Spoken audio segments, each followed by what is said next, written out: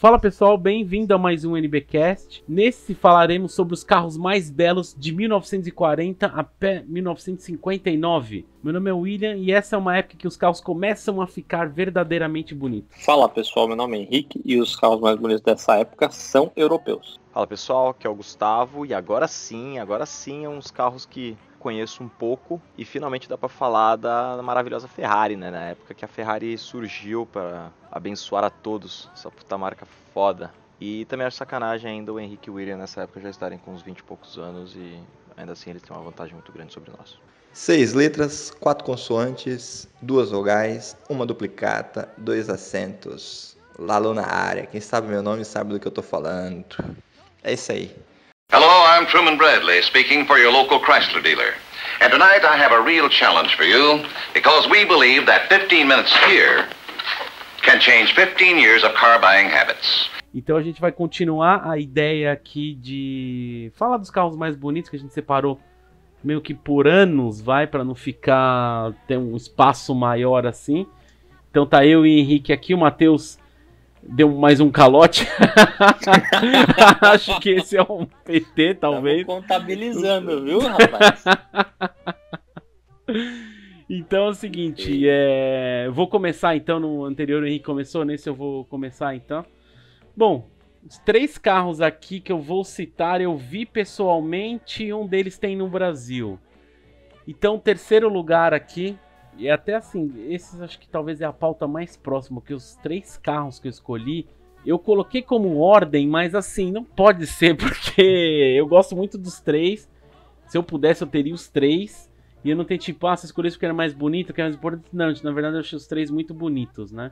Então eu vou começar com o terceiro aqui, então. É uma Mercedes, chama Mercedes 300 SLR Ulenaut Coupé 1955.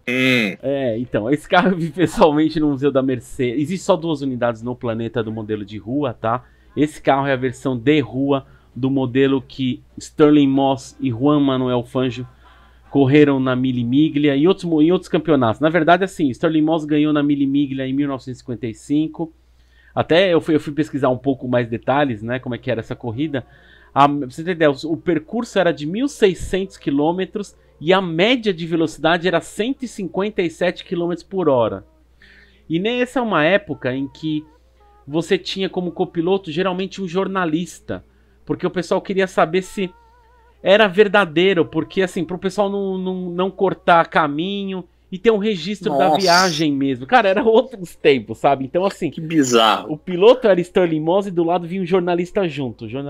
Copiloto, jornalista que eles chamam de Dennis Jenkinson. Então, jornalista britânico, né? Então esse carro ganhou Tourist Trophy, Targa Flory, World Sports Car Championship, Campeonato Sueco e Mille Miglia, né? Então um companheiro de equipe assim num outro carro era o Juan Manuel Fangio.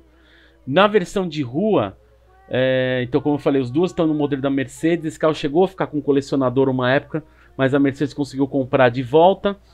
Ela está lá revisa entre as 2 unidades lá no museu na Alemanha, em Stuttgart. Se você que está ouvindo ou já foi para lá ou pretende ir ou tem um parente, vale a pena ir.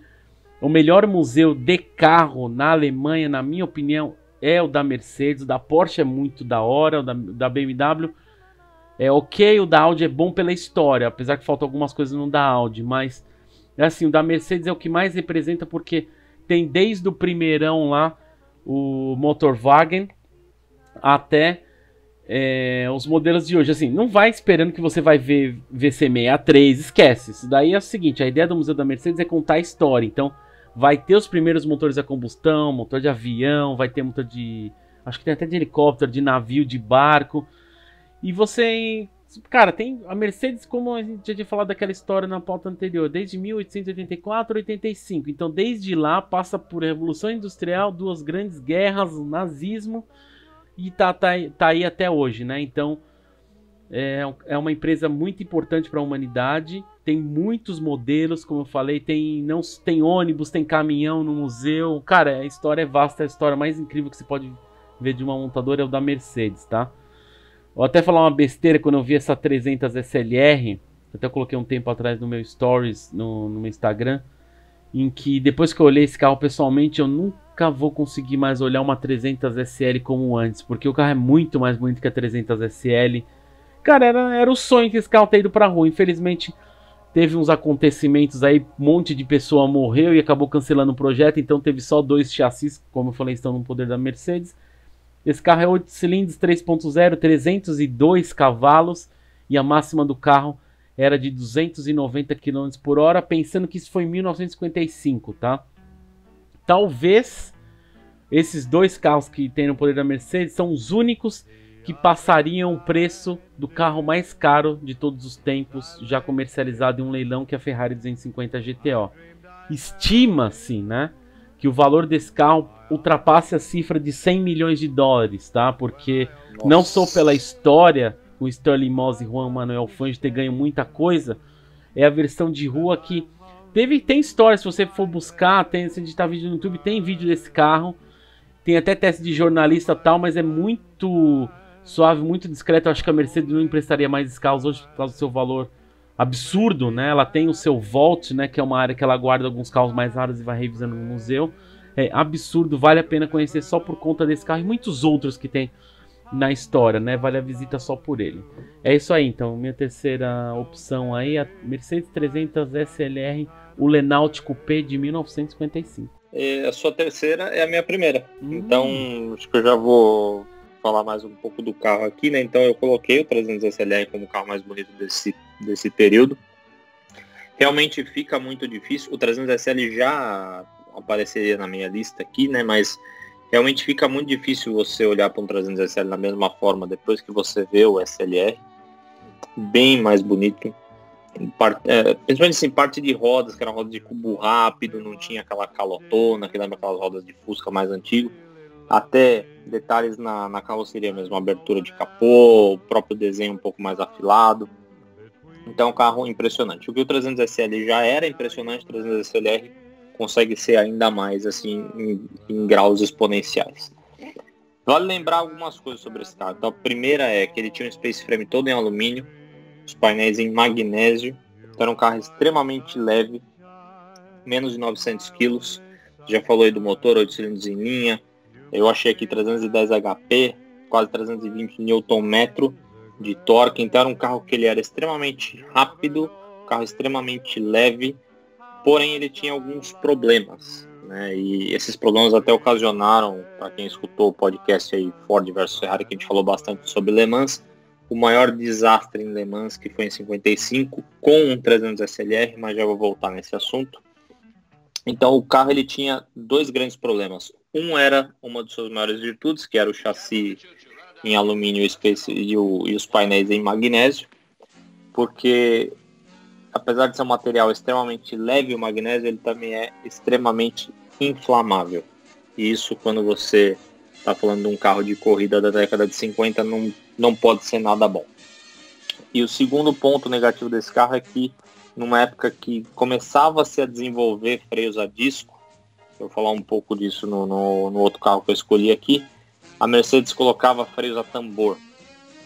E o 300 SLR de competição ele não era coupé, ele era conversível, então ele tinha uma espécie de freio aerodinâmico para ajudar a frear. Sim, uma estratégia, né, para tentar equilibrar ali com os freios a disco que tinha no Jaguar D-Type na época, por exemplo. Então, como a gente já falou lá no podcast da Ford versus Ferrari, Le Mans era uma corrida extremamente desafiadora, e já era desafiadora, né, naquela década de 60 que a gente falou. Uma década para trás, então, você imagina que ela era mais ainda.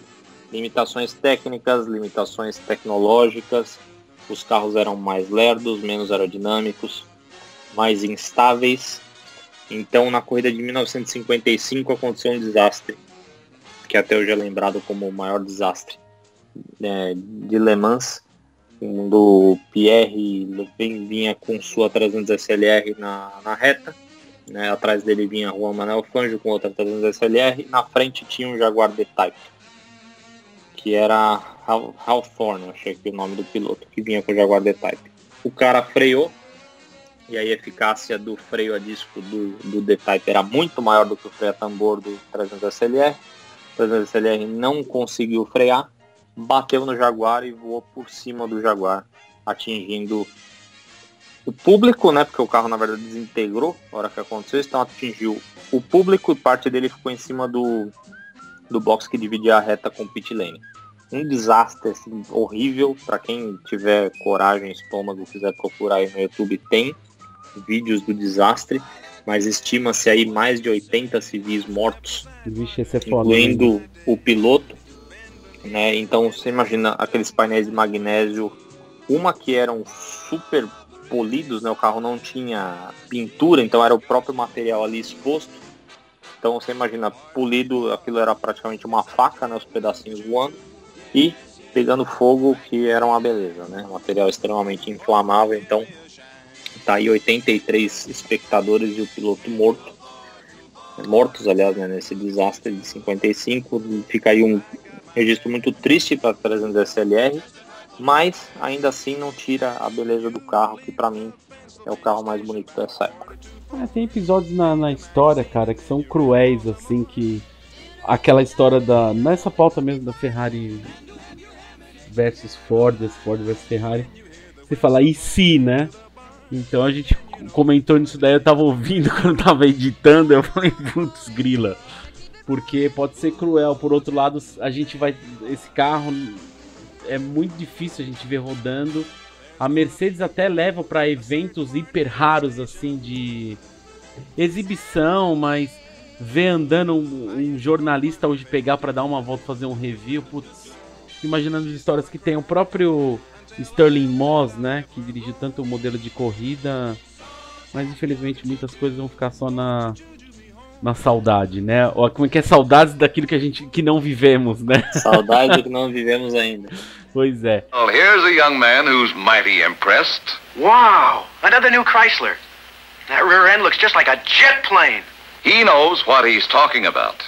Bom, como eu falei no início, nessa época já começaram a ter algumas Ferraris, os carros já começaram a ficar bem diferentes um do outro, como é o caso do meu terceiro colocado, que é o Cadillac Convertible 1959, que muitos vão lembrar desse carro por ter no GTA San Andreas, talvez no 5 também tinha, se não me engano, que é aquela barcona gigantesca, que puta, você sempre pegava o carro e eu sempre ia tunar ele, deixava ele o mais bizarro possível para chamar atenção, colocava aquela suspensão a ar, o carro ficava pulando que nem um idiota. E esse carro, ele é extremamente diferente de todos os carros que tem hoje em dia e da maioria dos carros daquela época também. É um carro bem pimp, né, que eu diria, Pimp My Ride, que é o carro que eu também imaginaria o William dirigindo, ele chegando fumando charutão, chegando na quebrada, dando um rolezinho bem aleatório na quebrada, fumando um charutinho. Mas sim, esse carro ele tem uma recordação minha porque é um dos meus carros favoritos no GTA. E, cara, se você pesquisar, você vê que existem diversas unidades em cores muito da hora. Tem realmente um preto com interior vermelho. E recentemente eu vi, digamos que umas 2, 3 semanas atrás, eu vi um desse andando aqui por Vancouver. Brancão, com a roda branca. O carro tava meio judiadinho, mas porra, foi legal de ver que é um carro gigantesco. É um carro que eu diria que tem quase 7 metros de comprimento, né? Uma barca gigantesca. Only Dodge Engineering brings you the ease of push-button torque flight drive, the greatness of torsionnaire ride, the safety of total contact brakes. Confesso que eu queria até me dedicar um pouco mais a essa lista, pelo fato de entrar um pouco da parte de cinema, a época de ouro do cinema americano. Acho que por conta até disso, a minha lista vai ser praticamente feita com carros americanos, ao contrário da outra que foi mais com carro europeu. Talvez acho que por conta do cinema construir um pouco dessa coisa de identidade, de você gostar de uma coisa ou de outra. Então minha lista acho que vai ter um pouco de muito carro americano. Na lista, inclusive, até começando, eu acho que eu vou colocar mais ou menos os carros não em ordem, mas vou citar mais os carros americanos, que eu acho que tem que entrar na lista. Depois tem um outro carro europeu que merece destaque e algumas considerações para se fazer. Mas eu colocaria na minha lista entre carros da década, acho que o William pediu de 49 a 59, se não me engano, mais ou menos, mas não vai fugir muito disso. Na lista eu colocaria o Corvette C1, Acho que começa em 53 a produção do Corvette. Então, na minha lista, eu colocaria o Corvette como um dos carros mais bonitos já produzidos na história. O C1, a configuração do C1, acho lindíssima. Principalmente os 53, 54 e aquela configuração que marcou muito a época, que seria o preto com aquela lateral cinza com pneu com faixa branca. Eu acho extremamente lindo o carro. Acho que a produção do C1 começa em 53 com 300 exemplares produzidos. Depois de 54 ele termina produzindo mais de 3.000 unidades. Então seria um dos carros que entraria na minha lista, seria o C1. Acho que foi produzido de 53 até 61 ou 62, mas entra na lista justamente pelo começo. The driving enjoyment of push-button drive, plus the proved economy of the most efficient V8 in America today. Winner overall, full-size V8s in the 1959 Mobil Gas Economy Run. Então, segundo na minha lista aqui, como eu falei, eu gosto dessa SLR, mas esse aqui também é um carro que eu tenho uma grande admiração, assim, um carro americano. Quando eu vejo assim na rua, aqui no Brasil tem alguns, quando eu vejo, falo, é um dos carros que eu viro a cabeça para ver, porque eu acho muito bonito, né? É um Chevrolet Corvette, primeira geração, C1. Então, o C1 foi produzido de 1953 até 1962, ele teve 3 caras. A cara mais bonita que eu gosto é a segunda, que é de 1958, que é o que está no filme do True Lies, que tem aquela frente, a inauguração dos 4 faróis, né, 2 de cada lado. Usa motor V8, 4.6 Small Block. Small Block é que o americano ele considera Big Block acima de 8 litros. É muito engraçado o americano. Quando você vai ver, pô, que eu fui ver o que era, não sei o que era. Não, que o motor é 6 litros, não sei o que, Small Block. Eu falei, nossa, que você tirou isso, Small Block? O tamanho do negócio 6 litros. Pois é, mas aí eu fui pesquisar e realmente o americano parece que é acima de 8 litros que eles chamam de Big Block, né? Então, é uma loucura. Então, 290 cavalos. Esse ano de 56 o tacômetro começou a marcar até 8.000 RPM, não que o carro ia chegar a isso, né? Curiosidades: foi o primeiro carro o primeiro Corvette com cinto de segurança de série, porque antigamente o cinto de segurança era opcional, sim, e se você pedia, era instalado na própria concessionária, não era na linha de montagem. Então você ia pegar o carro, os caras iam instalar o cinto de segurança da própria concessionária. Câmbio manual de 4 marchas. Uma coisa que me assustou foi que eu vi que o tanque tem 24 galões americanos. Para vocês terem ideia, conversando isso daí dá quase 91 litros de combustível Corvette. Então assim, 91 litros hoje, acho que eu não me lembro, mas acho que o Veyron tem por aí.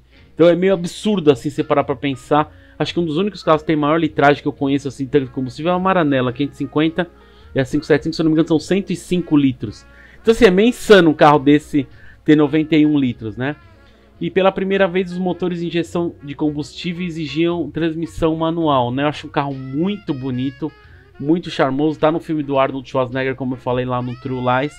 Vale a pena ver, e eu gosto que é o da segunda cara, que é o de 58, porque a terceira parece uma versão um pouco mais modernizada. A segunda eu acho a mais bonita. A primeira é aquela de 53, que era um farol único, né? Até o primeiro ano do Corvette, tudo de curiosidade, só era produzido na cor branca. Então, enquanto a Ford tinha o negócio do modelo ter tudo que seja na cor preta, esse aqui, o primeiro ano do C1, era o Corvette era só na cor branca. Inclusive, esse carro era muito caro na época, né? Eles tiveram que repensar, talvez até ir até a falência aí do modelo, porque o carro era um carro muito caro e ele andava menos que os seus concorrentes. Então, mas aí a Chevrolet conseguiu restabelecer, aumentando a potência e tudo mais. Então tá aí, Chevrolet Corvette C1, a primeira geração, e a minha escolha é o de 1958. Só colocando um pouquinho mais de cor aqui no Corvette, então a primeira geração do Corvette era chamada de C1. Ela foi apresentada no Salão de New York de 1953, esse carro.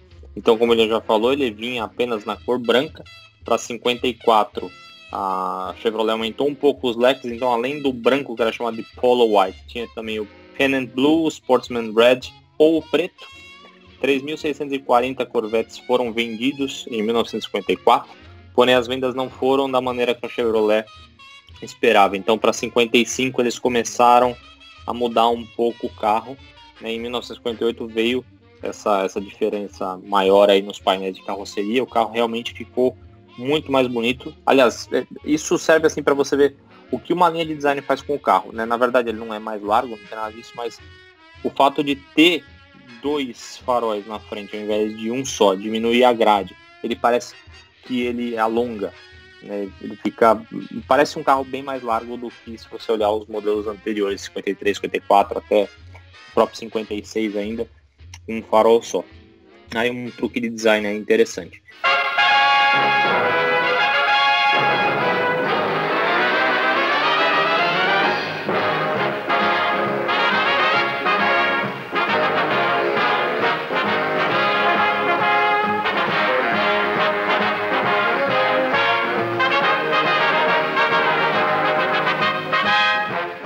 Mas o carro que está aqui em terceiro lugar na minha lista não é um Corvette, mas é um carro americano e nada mais do que o concorrente direto do Corvette, que é a primeira geração do Ford Thunderbird. Ah, é bonito.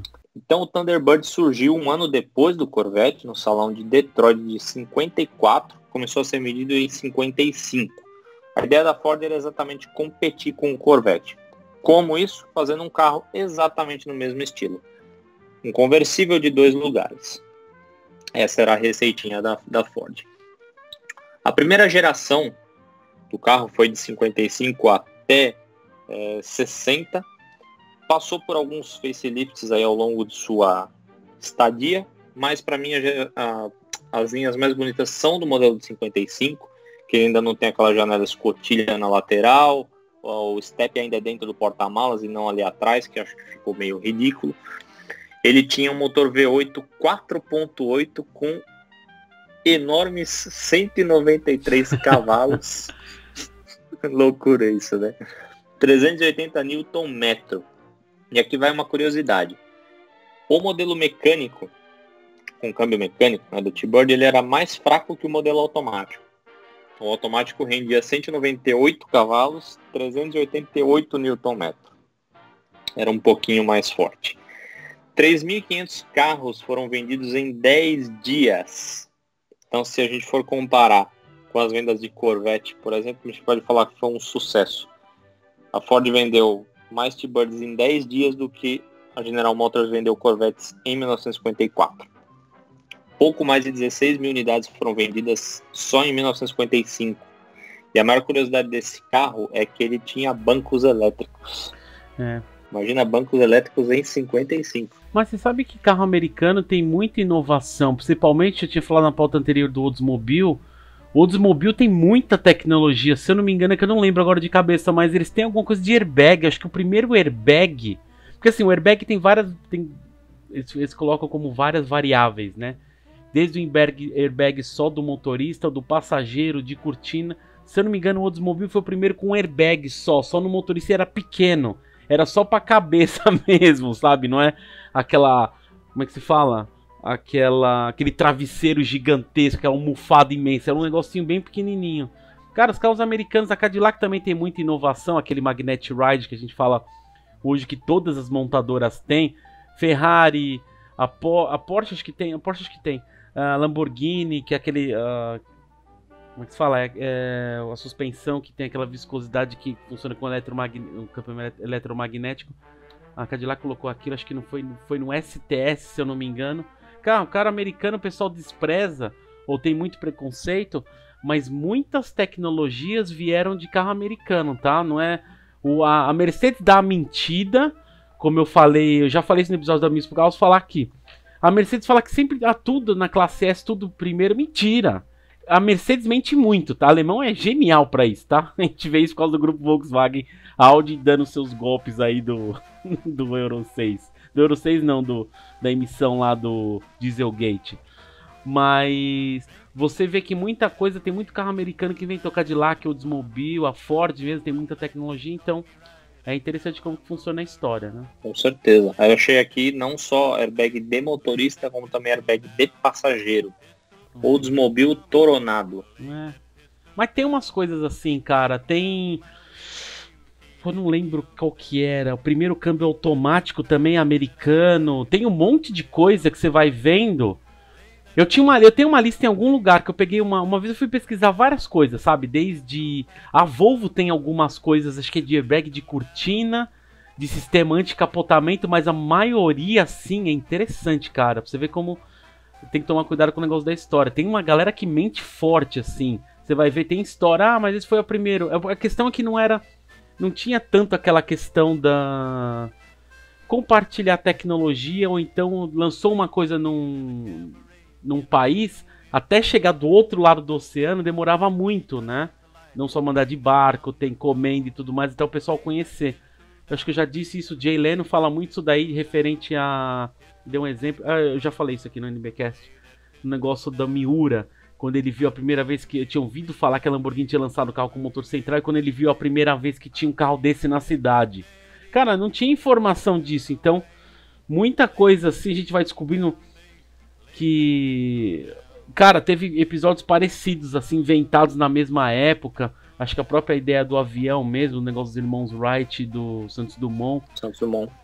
Tem muita coisa parecida na época, todo mundo, o pessoal não se conversava, não tinha... Cara, não tira um mérito dos caras, não, assim, acho que é impressionante, mas o americano, assim, que muita gente tem preconceito, carro americano é uma bosta, olha, repense muito, que muita tecnologia vem americana e tá em muito carro europeu aí, tá? Tecnologia americana, mas segue aí, Henrique. O câmbio automático também, Oldsmobile, em 1940. Só que era chamado de hidramático, porque funciona com fluido, e inclusive o protótipo desse câmbio automático, né? Esse câmbio, na verdade, movido a fluido, eu achei aqui 2 engenheiros brasileiros. Olha só. José Brás Araripe e Fernando Leli Lemos. Legal. Hidramático eu falo que é tipo aquele câmbio que eu critico no Honda Fit da segunda geração, ou esses automáticos da Honda que bebe demais, que eu falo que é o estilo hidramático, que são carros assim, são hiper resistentes esses câmbios, só que assim, é surreal que esses carros bebem.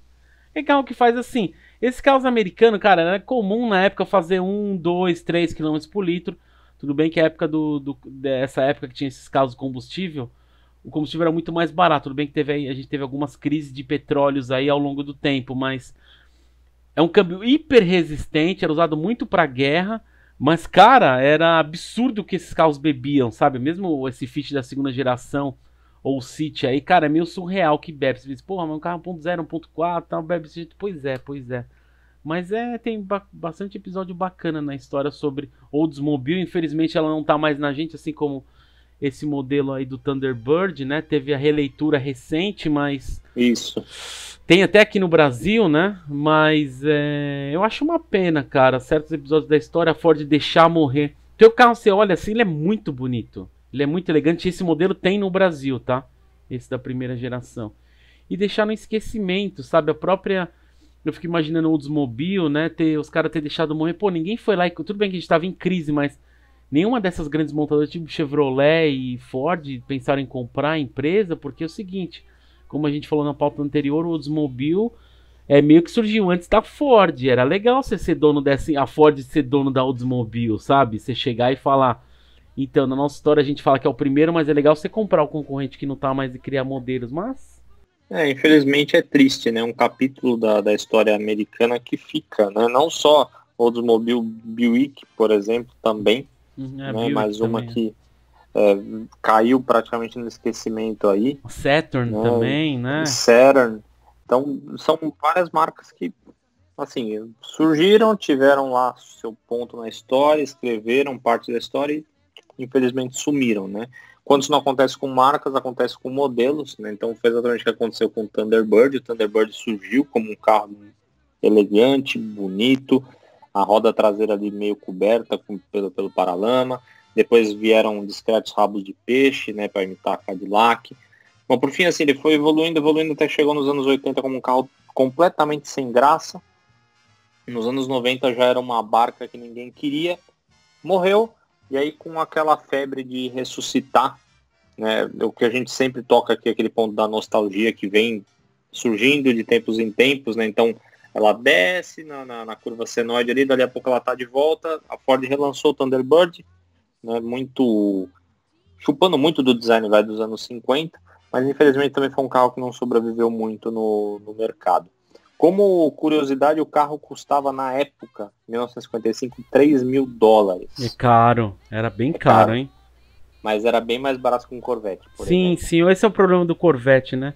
E sobre o detalhe que você tá falando de rabo de peixe, vamos lembrar que a gente tava na época, acho que talvez começando a Guerra Fria, então tava na busca espacial também. Então, Isso. na época os carros tinham design de foguete. Qualquer coisa que lembrasse um foguete era bom. Era porque era cool, né? Era da hora, mano. Meu carro parece um foguete, era tipo isso. Lembrar, até tava olhando e falei, o Yuri Gagarin que era 60, até eu olhei aqui, é 12 de abril de 61, né? Aliás, nesse momento, bom, já foi no ar, já passou, mas a gente tá no ano em que completa, bom, segundo a crença, eu acredito, tá, que o homem realmente chegou à luz, é que vai ter gente comentando que não. Eu acredito numa história parecida, mas não vem ao caso, mas eu acredito que o homem realmente chegou à Lua. Esse ano faz 50 anos da chegada do homem à Lua, né? Então você pensar assim, que em 61 Yuri Gagarin chegou aí pra fora da Terra, e era corrida espacial, início de Guerra Fria e tudo mais. Cara, é bacana você ver, ter um carro que parece um foguete. Então, meu, é maravilhoso, cara. Mesmo o rosinha aqui, é bonito o carro. Tem que lembrar que era anos 50, né? Anos 50 era verdinho claro, rosinha, vermelho, eram essas coisas mesmo. See and drive the car with the look, the feel, the power of success. The 56 Dodge, value leader of the forward look. Bom, meu segundo colocado é um Jaguar XK 150, 1958, né? Provavelmente o Roadster, né? Porque o caimento do teto do coupé, eu acho que é uma bolinha, parece que você tá numa cápsula. Eu acho meio estranho, né? Tipo, parece que eles fizeram um carro conversível. Eles falaram, pô, a gente tem que fazer o coupé. O que a gente vai fazer com o coupé? Fala, faz uma bola, corta a bola no meio e joga essa bola de metal em cima do teto, né? Mas o Roadster, eu acho que ele tem todo aquele desenho de luxo que um carro nessa época podia ter, né? De novo, seria um carro bem de mafioso, né? Imaginava um Al Pacino, sei lá, não é Al Pacino, putz, não lembro o nome. Mas eu imaginava uns grandes mafiosos chegando com um carro desse num restaurante pra acabar assassinando umas pessoas, né? E, sei lá, eu acho o desenho dele bem bonitinho. Não é maravilhoso, mas eu diria que é um carro que ele é, ele é pleasant to watch. É um carro que tipo, você olhando assim, você fala, cara, o cara que desenhou esse carro, ele tava de bom humor, sabe? É um cara, ele tava feliz naquele dia, ele tava extremamente de bom humor e acabou fazendo esse carro. É um carro que esbanja a felicidade, vamos dizer assim, né? Pelo menos ao meu ver, certo? Esse seria meu segundo colocado. Tonight I'm going to take you back over one of the most thrilling experiences I've ever had. I'm going to show you what happened when we literally tried to tear the Henry J to pieces. We put the Henry J through some of the toughest, roughest tests in the world. Outro carro que acho que colocaria na minha lista seria o Lincoln Continental. Por dois fatores, inclusive. Eu acho que o Lincoln termina entrando na lista. Um, pelas portas suicidas, acho que marcou época. E muita gente vai lembrar do Lincoln Continental. Até se não lembrar pelas portas suicidas, vão lembrar pelo assassinato do Kennedy em 55, se não me engano. Acho que terminou marcando época. Acho que é um Lincoln Continental conversível. Então, na minha lista entraria o Lincoln Continental, que eu acho um carro lindíssimo, apesar de ser uma banheira, uma barca gigantesca, mais de 5 metros de comprimento. Mas é um carro extremamente lindo, charmoso, marcou época.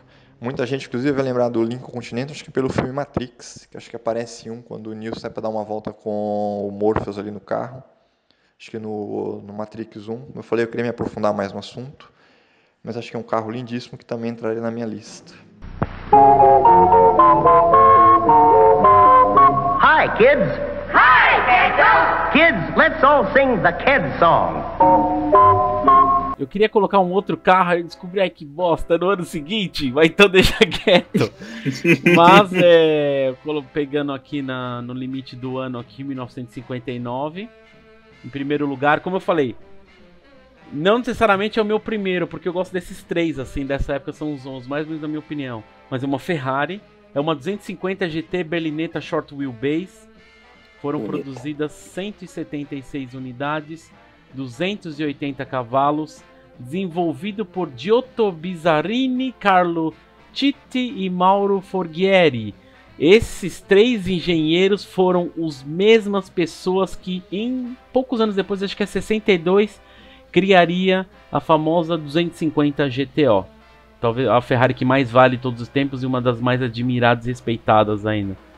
Então esse carro, né, a Short Wheelbase, a berlinetta, venceu na categoria GT no Campeonato de Construtores em 1961, ganhou também Tour de France, e até assim, ela já vinha fazendo história em 60, 61 e 62, antes mesmo de abrir assim espaço para GTO, né? Então esse é um carro no limite aqui, 1959, e até eu tava olhando aqui que em 2004 a revista Sport Car International colocou a 250 GT Short Wheelbase aqui em 7º lugar em uma lista dos top carros, os top carros esportivos assim dos 1960, e o Motor Trend Classics colocou em 5º lugar na lista das 10 Ferraris maiores Ferraris de todos os tempos, né? Então é um carro que eu acho muito bonito. Vi pessoalmente lá no Joey Macari, tinha ela e tinha a Lusso, né? E eu não lembro qual que tava no cavalete, acho que era a Lusso que tava no cavalete. O Joey Macari tem algumas Ferraris insanas lá da própria coleção do Joey Macari, mas tem umas Avendis que tava no cavalete, acho que era a Lusso.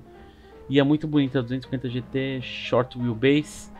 O Matheus curtiu seu comentário aí agora, hein? Ele gosta da Short Wheelbase. Agora estranho, achei que você fosse falar da Califórnia. Então, a Califórnia é o ano seguinte. É que tinha uma Califórnia em 57, mas não é feia. Aquela Califórnia. Aliás, perdão. Não é aquela, a minha opinião. Né? É Long Wheelbase, né? Eu não acho a Long Wheelbase tão bonita assim. Eu não vi pessoalmente a Long Wheelbase, eu só vi a Short Wheelbase. E quando eu vi, eu falei, a Califórnia desse ano. Eu falei, não era assim, foi até quando? 60 e pouco. Eu falei, puta, tem a Long Wheelbase, é verdade.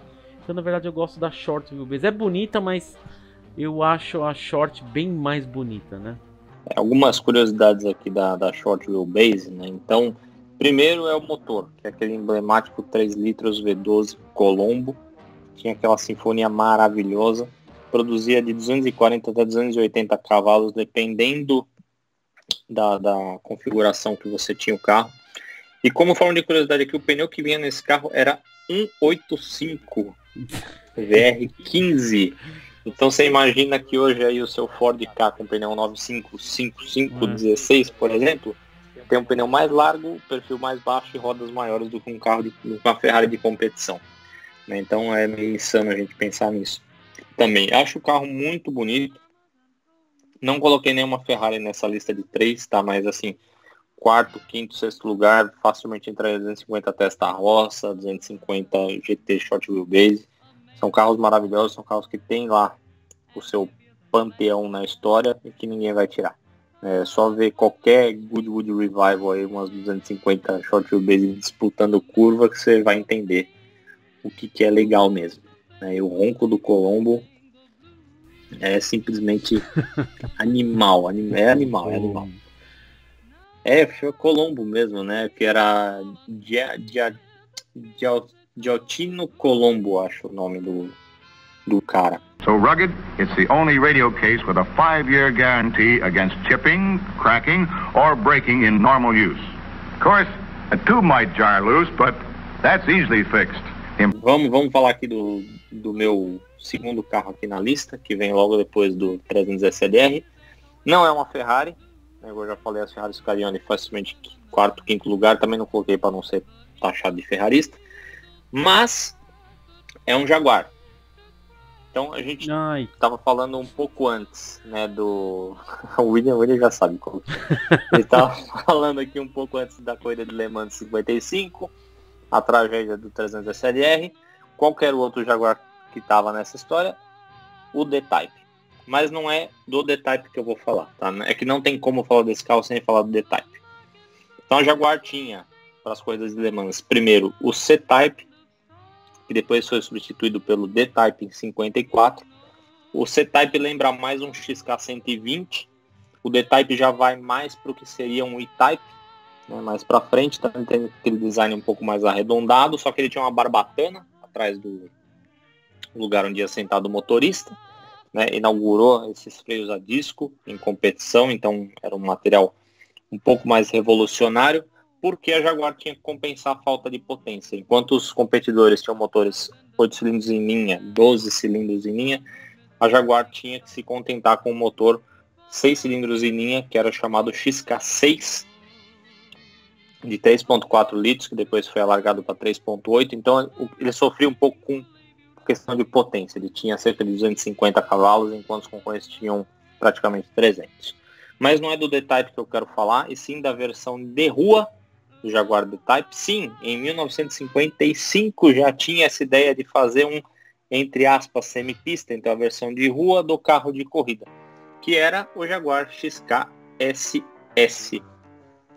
Ele é uma prévia do que seria aí o E-Type, né, na década seguinte, mas basicamente a versão de rua do D-Type. Então ele tinha o banco do passageiro, não tinha aquela barbatana horrível lá atrás do banco do motorista. Muito famoso nas mãos de ninguém mais, ninguém menos que Steve McQueen. Matheus curtiu essa parte do podcast também, que tinha um lá na cor British Racing Green, que é um dos carros emblemáticos, né, do Steve McQueen. Agora, o Jaguar XK-SS ele foi um carro que ficou muito esquecido aí no tempo. Não foram muitas unidades produzidas, né? Eram para ser 25, porém um incêndio atingiu a fábrica que produzia esses carros lá em 1957. Então 9 foram destruídos, sobraram 16. Então o que a Jaguar fez? Né, recentemente, bem recentemente até, resolveu repor esses carros destruídos. Então ela abriu a linha de produção novamente para fazer Jaguar XK-SS ano 2000 e tanto. Só que qual foi a sacada da Jaguar? A Jaguar pegou todos os desenhos e esquemas antigos, abriu e resolveu fazer as peças do zero. Então, por exemplo, os motores que tem nessas releituras, se é que se pode chamar de releituras modernas, né, entre aspas, são motores originais XK6 de 3.4 litros, com uma outra melhoria técnica aí que rendem cerca de 260 cavalos aí, mais ou menos, né? Cada um desses carros custou 1 milhão de libras, essas releituras, só que, só que o original, se você quiser, você vai pagar 14 vezes mais. Se for o do Steve McQueen, então, nem se fala. Eu acho o Jaguar E-Type, talvez, tá? Eu não consegui ainda fechar essa questão, mas eu acho o carro mais bonito de todos os tempos. Então não tem Peraí, como... qual? Esse XK-SS? Não, o E-Type. Ah, tá. O E-Type. O carro mais bonito de todos os tempos, então não tem como não falar do carro que acabou gerando o E-Type de rua como a gente conhece hoje, que é o XK-SS. Então, olhando assim o XK-SS, é porque ele me parece muito o protótipo do E-Type, não terminaram de fazer, sabe? Parece que tá moldando, sabe uma pedrinha que você tá lapidando? Uhum. Parece que não terminaram de lapidar, ou tipo, lapidaram melhor no E-Type, né? Eu acho ele bonito. Esses Revive da Jaguar, a Aston Martin também tá com essa coisa aí no DB4. Acho que era o DB4, que ela também tá... Isso, estão fazendo, ele tava até discutindo com o Matheus também, eles estão fazendo mais dinheiro com isso do que os carros atuais, né? Porque eu tava lendo uma notícia também hoje que a Jaguar e a Land Rover também estão com problema financeiro. Eu achava que era uma coisa só aqui no Brasil, mas lá fora também estão com um problema financeiro grave assim. Vamos ver como é que vai ser. Depois eu termino de ler a matéria, não termino de ler tudo. Eu acho o carro assim, bonito, o XK-SS, realmente caiu no esquecimento. Ou talvez, eu não sei se exatamente a palavra é cair no esquecimento, mas é porque o carro seguinte é aquele que assombra. Que é o E-Type, ele assombra tudo. Então acho que aquela história também é tipo, talvez aconteça algo parecido, mas no caso da concorrência, o Bugatti EB110, né? Ele é um carro excelente, tem até um vídeo recente do Chris Harris dirigindo, não sei se foi no Top Gear, um amarelo. Ele até fala, o carro é brilhante, é animal, só tem um problema. O problema é o McLaren F1, é tipo isso, é quando tem um carro que o seu sucessor ou o seu concorrente é muito melhor, sabe? Então eu acho que o que assombrou o XK-SS é dentro da casa mesmo, sabe? Então acho que o E-Type acabou assombrando a própria casa. Eu acho bonito o XK-SS. Mas o E-Type, assim, eles sempre venderam a ideia de ser um carro um dos mais bonitos. Não é o mais bonito pra mim de todos os tempos. Acho que na última pauta lá a gente pode até criar uma outra falando qual é o maior de todos. Vai, se fosse tipo, escolhe agora sim, a gente gravou todas as pautas. Escolhe um, Henrique, de todos. Aí a gente volta nessa história de ser o mais bonito de todos os tempos. Mas realmente tem um respeito muito grande. Acho que o Jeremy Clarkson coloca o E-Type como o mais bonito de todos os tempos. É que é inglês também, né? E tem aqueles revival também de pegar os E-Types e modernizar, que eu não lembro o nome da empresa. O Matheus aqui ia lembrar. Os Eagles, exatamente. Mas custa uma bica ridícula. Tem até uma derivação, acho que se não me engano, do modelo elétrico também, que eram feitos, né? Mas é isso aí. Here's Bob Graham of Indianapolis, all set to prove the hand is quicker than the eye. Watch closely now. You may want to mystify your friend. After the string is threaded through the straw, he bends the straw and straightens the string. Next, he clips off the peak of the straw and throws it away. Now, he puts the straws together and pulls the string through. Presto! It's still in one piece. Believe it or not. Agora, meu primeiro colocado, não tem como não falar desse carro, de verdade. Pra mim, ele seria não só o carro mais bonito dessa época, como ele ainda é, pra mim, um dos carros mais bonitos já feitos. E sempre será. Que é, no caso, a Ferrari 250 GT California Spider LWB. Cara, esse carro é um dos carros do meu sonho. Beleza, que ele é extremamente caro, mas é um dos carros dos meus sonhos. Eu recentemente vi uma... Acho que tem mais de ano já, mas eu vi uma vermelha aqui em Vancouver. E, cara, o meu queixo caiu. É um carro que eu nunca esperava ver na rua, principalmente andando nas condições que ela estava andando naquele dia. Cara, é inacreditavelmente bonito, maravilhoso. Tem todos os... Sei lá, aquele carro é perfeito, é um carro perfeito. Foi o que eu falei. Pra mim, hoje é um dos carros mais bonitos já feitos. E vai ser. Se esse top 3 aqui fosse tipo, do começo até o fim, num NBcast só, esse carro estaria no meu top 3. Não seria o top 1, não seria o primeiro colocado, mas seria com certeza o terceiro colocado de carro mais bonito já feito, né? Tipo, pegar um preto com interior vermelho. Cara, que carro lindo, de verdade. E, tipo, recentemente tem umas que foram vendidas, né? Foram leiloadas por volta de 10 milhões de dólares. O que é caríssimo, lógico. Mas para pensar, existem carros muito mais caros que isso, que é um pouco mais feio, né? Vamos ser sinceros. Mas, cara, esse carro é espetacular, de verdade. Pessoalmente, ele é exatamente como parece por foto. É bonito, imponente, chama a atenção de todo mundo que tava passando. Mesmo que a pessoa não goste de carro, mesmo que a pessoa não saiba o que é uma Ferrari, tipo, ela vê isso daí, ela fala, cara, essa Ferrari antiga vale uma nota. E dá pra ver que vale uma nota. E é isso. Sem dúvida, pra mim, o carro mais bonito dessa época é um dos carros mais bonitos já feitos até hoje. Beleza? Hey, it's Hasbro. Hasbro makes toys. What's new, Hasbro? Mr. and Mrs. Potato Head with their own cars and trailers. That's what's new. See, Mr. Potato Head has a car and boat trailer. And there's a car and shopping trailer for his wife, Mrs. Potato Head. It's such fun to do and so easy. Junto com o Lincoln Continental, não tem como desassociar um do outro, até porque acho que o Continental vem em parte também assim, crescimento por conta do seu concorrente, que seria o Cadillac Eldorado.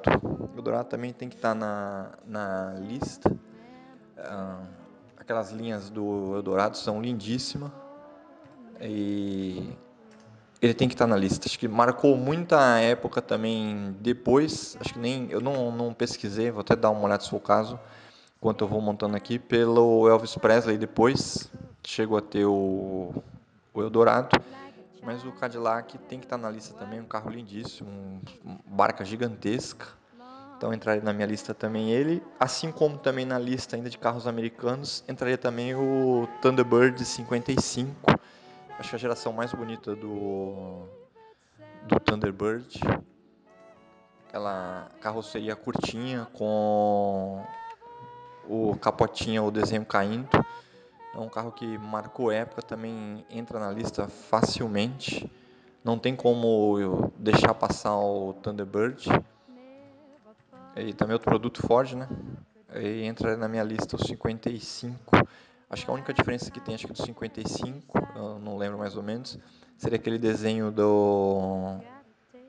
com a partezinha redonda ali na parte de vinil. E como eu falei, seria a primeira geração, tá? 55, 57, porque a geração 58 já não me agrada mais tanto. Eu não sei, tem uma cara meio de Buick, eu já não consigo gostar, mas seria meu outro carro também da lista. E seguindo, entraria também, acho que o Chevy Bel Air, segunda geração, acho que 55, 57 também, que marcou época, até no cinema americano. É outro carro que entra na minha lista. Ainda na lista de carros americanos, colocaria o... Não é um carro bonito, tá?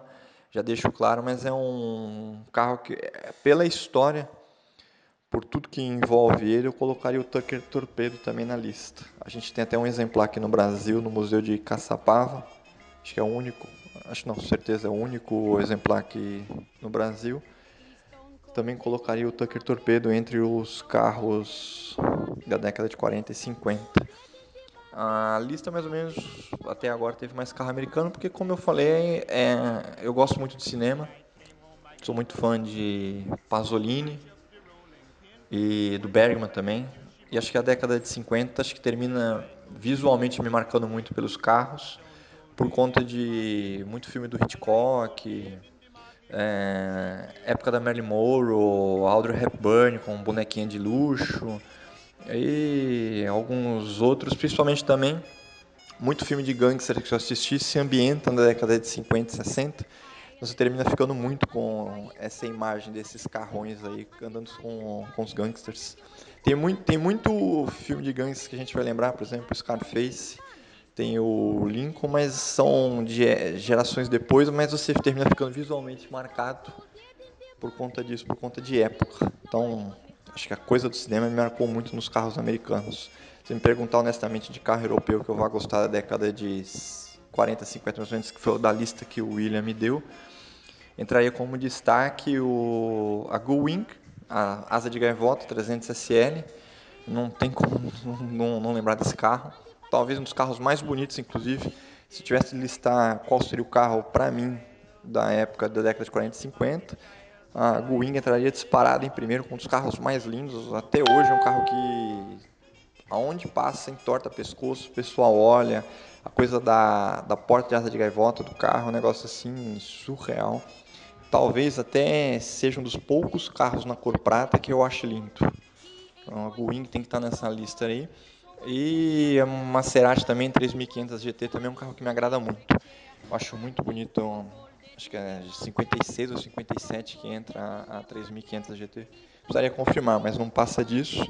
Então seriam os carros que estariam na minha lista mais ou menos, se eu fosse fazer. E um adendo aí para dentro dessa época, faria um adendo para o Fusca. 1950 é a época que o Fusca passa a ser importado aqui para o Brasil.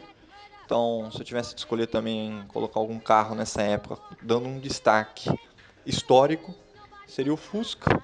E também faria um adendo também para o Jeep. Acho que entre 1940 o Jeep Willys, se não me engano, 40, 41, um negócio assim. Depois ele termina marcando época. E é um carro até hoje sinônimo de off-road, de 4x4. Todo mundo, quando fala de 4x4 off-road, termina associando ao Jeep, lembra? Então, pelo destaque também, assim, importância tecnológica, importância de nome, o Jeep também entra na minha lista. Assim como também tem um carrinho feio, foi reeditado nos últimos anos também, mas entra também nessa época. O Fiat 500, o Fiat 500, também entra na época como um carro europeu, também acho que merece seu destaque. Looks like it's still moving, even when it stops. Some design. Tem alguma menção honrosa, Henrique? Eu nem pensei em menção honrosa. Eu vou citar assim, 250 Testarossa. Pode ser então, também. Uhum. Né, ela foi produzida de 57 até 59. Era uma vertente de corrida. Existiam algumas carrocerias que faziam, né? Então a mais famosa é aquela que os paralamas dianteiros eles têm um vinco, né, que segue para a caixa de roda. Não acho essa mais bonita, eu acho a mais bonita a 58, que ali é tudo fechadinho.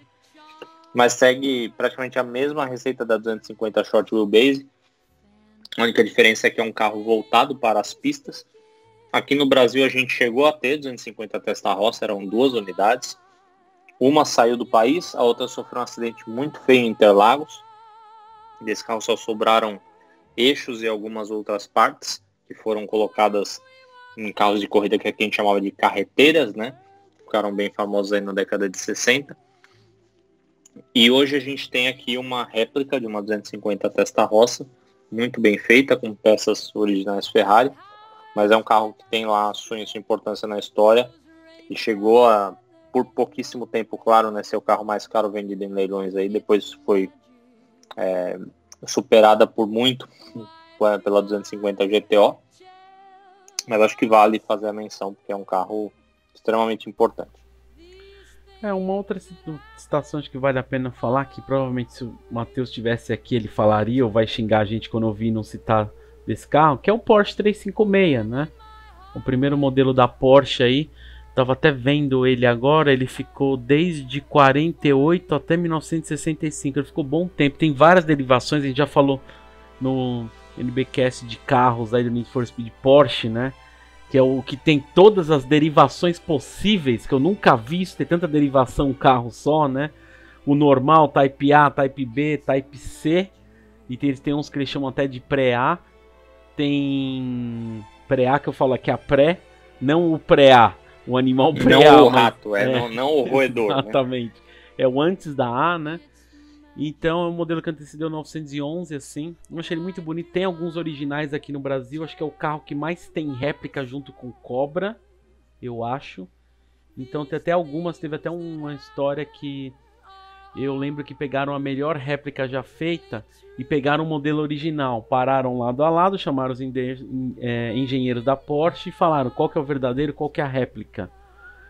E simplesmente eles não sabiam. Eles falaram, olha, não tem uma certeza, a gente pode dar um chute. Mas assim, esse chute seria baseado num chute mesmo, não seria tipo, esse tem a tendência de ser melhor, de tão incrível que tem réplica. E diz que as réplicas alemãs do 356 assim são incríveis, né? E a gente tem alguns modelos Speedster. Eu tô olhando aqui. Carreira também. Carreira GS, aliás, GS Carreira. Isso, de 1.1 até 1.5, 1.3, 1.6, 2.0. E é isso aí, é meio que um Fusca 6 cilindros, né? O Matheus vai me arrebentar por eu falar isso, mas é muito bonitinho. Eu acho o carro bonitinho, as réplicas são muito bem feitas, porque nas réplicas dos vídeos até tem algumas tendo escrito Porsche mesmo, né? Os caras mandam fazer em Vemo, fez por muito tempo, acho que não faz mais hoje, mas é um episódio bacana da história, assim. Seria legal o Matheus estivesse aqui, se falasse mais alguma coisa. Vou ver se ele pede pra ele gravar. Ele não vai gravar sozinho, que o Matheus é enrolado, né? Então enroladaço. Seria legal. E eu tava olhando aqui, o preço original do 356 era $3.750. E a versão Cabrio, $4.250. Originalmente produziram 76 mil unidades. Bastante também. Uma coisa que eu queria falar do 356 é que, apesar de ser Porsche, os primeiros não saíram da planta da Alemanha, mas sim da planta da Áustria. São carros extremamente valorizados. Lá fora a gente tem alguns aqui, inclusive um que foi da família Porsche, está aqui no Brasil. Então, o Brasil é um país que assim, tem uma história legal com carros, né? A grande maioria acabou saindo daqui, alguns estão por ainda escondidos. Vocês devem estar acompanhando as postagens que o Lalo faz com muita propriedade aí no Instagram dos clubes no Brasil, falando principalmente sobre aquele livro The Thrill of Chase, quantos carros foram embora daqui, mas vocês sabem que ainda tem muita coisa escondida aqui, principalmente Porsche não estão tão escondidos assim, mas a gente tem ainda modelos muito, digamos assim, muito importantes da história do carro, estão aqui no Brasil. Eu queria fazer mais uma citação, também é um Porsche, também é esse caso que a gente tem modelos aqui que são icônicos para a história do modelo, que é o 550 Spider. Também foi produzido entre 53 e 56, ele era um derivado do 356, mas era uma vertente mais para corridas. Ficou extremamente famoso, não preciso falar porquê, né? É o Little Bastard, o carro que era do James Dean, o carro que o James Dean morreu sofrendo um acidente com ele. É um carro que também tem muitas réplicas aqui, Americar, Chamonix. É o motor de Santana, né, que o pessoal usava. A fazer. Sim, motor AP. Tinha alguns com motor Boxer. Eu cheguei a ver algumas, principalmente da Chamonix, as primeiras eram muito bem feitas. Acho que junto com o Cobra e XK120 e o próprio 356, é um dos carros que mais foram replicados, né, principalmente aqui no Brasil, mas a receita era um motor boxer, 110 cavalos, extremamente leve e instável. Ô Henrique, porque assim, do negócio do James Dean é uma longa história, porque sim, bateu, morreu, reconstruíram, parece que matou mais gente ou machucou mais gente, e isso desapareceu, né? Esse carro, a história desse carro em específico é bem curiosa, porque sofreu um acidente, né? Então James Dean bateu numa intersecção num Ford Tudor, morreu. Os destroços do carro ficaram lá. Quando foram recolher, os destroços do carro caíram do caminhão que estava rebocando, matou mais um cara. Aí uma peça foi para um carro de corrida que bateu, o cara morreu. Outra peça foi para um outro carro, o cara bateu, morreu também. O carro foi parar com George Barris, que era um daqueles caras mais famosos por customizar carros aí para TV e para o cinema. Também aconteceu alguma coisa com George Barris e aí não se sabe onde foi parar os restos desse carro aí, o Little Bastard. Então, tem até, eu tô vendo aqui, tem até um local de morte renomeado cruzamento James Dean Memorial. Então, porque tem página de humor que até, tem uma página de humor que eu sigo que fica usando imagem do James Dean, eu não sei qual que é, até toda hora ele tá na minha timeline. Falei, mas que porra, esse cara tá sempre na minha timeline no Instagram, né? É uma dessas páginas de humor, né? Então, deixa eu ver o que mais que eu falar do 550 Spider. Era um carro extremamente leve, né? Era 550 quilos, por isso que chama 550 Spider. É uma das grandes questões. Então você imagina o quão leve que era, 90 unidades produzidas. Aqui no Brasil a gente tem muito carro impressionante, né? Que, como o Henrique falou do Lalo aí, porque a gente tinha um 911R original aqui, né? Então a gente tem alguns carros bizarros aqui, como por exemplo o Carrera RS, que a gente vai falar mais pra frente, eventualmente deve citar, o de 73, que aqui os que vieram pro Brasil eram os mais completos, né? Tem todos opcionais, então é muito desejado, uns que mais valem são os Carreiras RS. Por isso tem aquela brincadeira quando a gente vê um Carrera RS passando na Avenida Europa, a gente fala, é $1 milhão passando, dependendo do modelo até mais, né? Então a gente tem muito carro, tem muito potencial, tem muito carro escondido também, tem muito carro que foi embora. Mas é isso aí, a gente tem bastante história, bastante coisa legal. Só para encerrar, um dos 550 Spider que estão aqui foi um carro que apareceu em salão do automóvel. Então um carro, se não é protótipo, é um dos primeiros. Tem muita coisa escondida por aqui, gente. Bastante coisa. Como dito, eu queria me aprofundar mais, mas depois tem que ficar trocando fralda. E agora o molecão tá mandando uns choquitos, já não tá mais na face de papinha na fralda. Então dá mais trabalho. Quem tem filho sabe como é que é, então termina ficando escasso o tempo.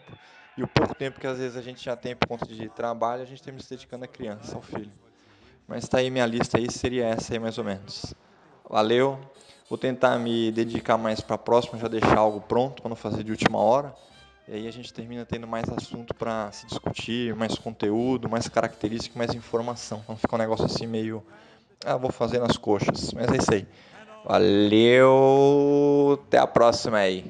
Então tá bom, é isso aí então. Obrigado a todos por acompanharam e até um próximo NBcast. Valeu. Valeu, até a próxima década. Porra, até a próxima década. É que ficou parecendo que tipo, a gente se vê daqui a 10 anos, sabe? Alô.